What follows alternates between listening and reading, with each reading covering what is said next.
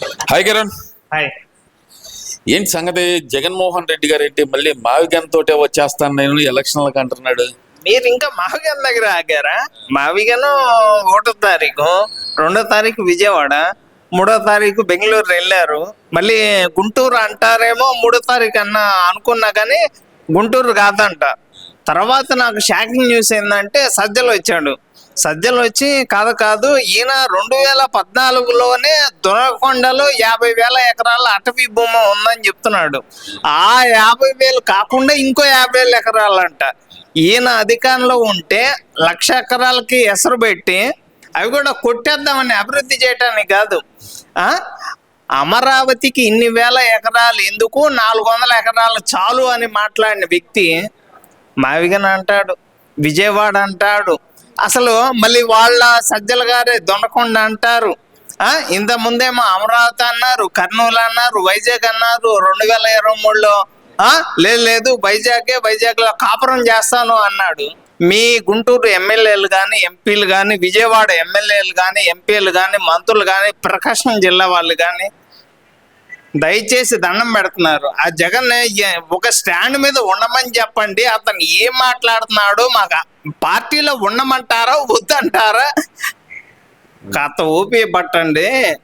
మాకే అర్థం కావట్లేదు, మీకేం చెప్తామని చెప్పి వాళ్ళు అంటున్నారు. అసలు ఎవరికి ఏం అర్థం కావట్లా. అంటే ఆయన ఏంటంటారు, ఇప్పుడు అమరావతి సిఆర్డిఏ పరిరక్షణ సమితి అని పెట్టి కొడాల నాని, అంబటి రాంబాబు, పేరు నాని, ఎల్లపిరెడ్డి, దేవినేని అవినాష్ వీళ్ళందరినీ పెట్టాడుగా కమిటీలో. మరి ఈ సిఆర్డిఏ పరిరక్షణ కమిటీ ఏం చేస్తాడంట? మరి ఇప్పుడు వీళ్ళందరూ కూడా 2019 నుంచి 24 దాకా వీళ్ళు అధికారంలో ఉన్నప్పుడు అమరావతి, కమరాజధాన, శ్మశానం, వేశ్యల రాజధాని అని మాట్లాడిన వీళ్ళు ఇప్పుడు రాజధానికి వెళ్తే ఇన్ని మాటలు మాట్లాడినాక రాజధాని కోసం భూములు ఇచ్చిన తర్వాత రైతులు కడుపు మండి ఉన్నారు. ఒకసారి పోతే గుడ్లు బయలుని, ఈసారి తలకాయలు బోలుతాయి. ఇవన్నీ కాదబ్బా, ఇప్పుడు సిఆర్డిఏ పరిరక్షణ సమితి అని పెట్టి వీళ్ళందరినీ పెట్టాడు. మళ్ళీ ఇప్పుడు మావిగన్ అంటున్నాడు. అలాంటప్పుడు సిఆర్డిఏ పరిరక్షణ సమితి ఎందుకు పెట్టాడు అంటారు? ఒక మాట ఆ సిఆర్డిఏ అంటాడు, మావిగన్ అంటాడు, విజయవాడ అంటాడు, మళ్ళీ ఇలా సజ్జలు వచ్చి దొరకొండ అంటాడు. అసలు వాళ్ళ ఎమ్మెల్యేలకే పిచ్చెక్కుతుందండి. ఇది ప్రేమిస్తే సినిమా ఉంది, ఇంకదే ఇంక అయిపోయింది. అతనికి పిచ్చెక్కింది. చివరికి వైజాగ్ ఋషికొండ బీచ్ కాదు, ఆయన వైజాగ్ మెంటల్ హాస్పిటల్ ఉంది. చివరికి ఇతనికి పిచ్చెక్కింది. ఇతని మీద ఏ శిక్ష పడదు అని చెప్పి కోర్టు చెప్తుంది. నువ్వు ఇంకా జైల్లో కూడా అవసరంలా. సరే, ఇవన్నీ ఒక ఎత్తు అనుకుందాము. ఏంది అమరావతి ఏమన్నా పాకిస్తానా, బంగ్లాదేశా? అక్కడికి మా వాళ్ళు రాకూడదా? అదే నేను వచ్చుంటే కథ వేరేలాగుండేది అంటున్నాడు కదా మరి జగన్మోహన్ రెడ్డి. మరి పాదయాత్ర అక్కడే స్టార్ట్ చేయమ్మా. ఇప్పటిదాకా ఏమనుకుంటున్నారు తెలుసా? వై నాట్ 175 అంటే మేము సీట్లు ఏమో అనుకున్నాం, రాజధానులంట.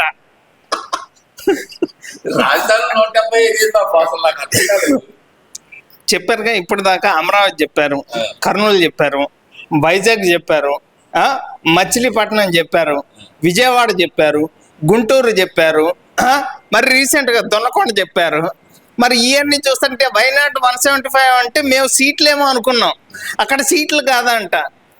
ఆంధ్రప్రదేశ్కి 175 రాజధానులు అంట వైఎస్ఆర్ కాంగ్రెస్ పార్టీ వస్తే.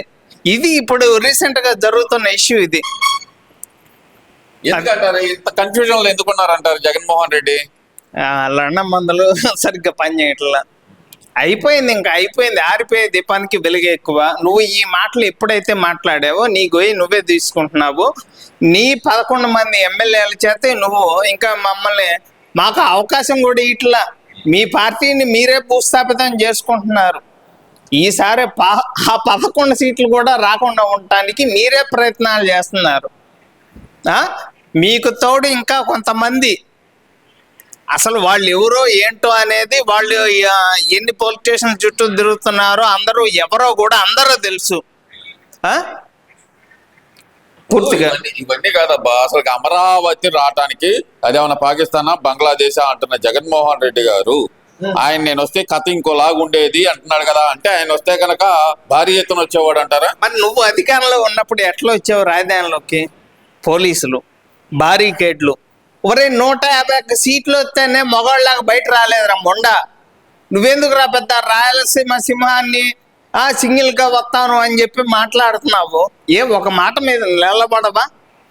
రాజధానిలో అంత డెవలప్మెంట్ జరుగుతున్నా కూడా మావిగన అంటావు, విజయవాడ అంటావు, మీ సజ్జలు వచ్చి దొనకొండ అంటాడు.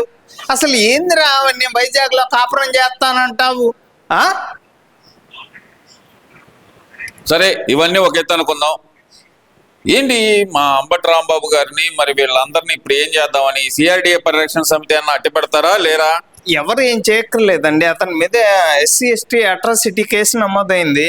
అలాగే పోలీసుల్ని తోసిన కేసు కూడా నమోదైంది. అక్కడ వచ్చిన నాయకుల్లో దాదాపు చాలా వరకు కేసులు నమోదైనాయి. రౌడీ షీట్ పాలగంటి చైతన్య గాడికి అక్కడేం పనిరా?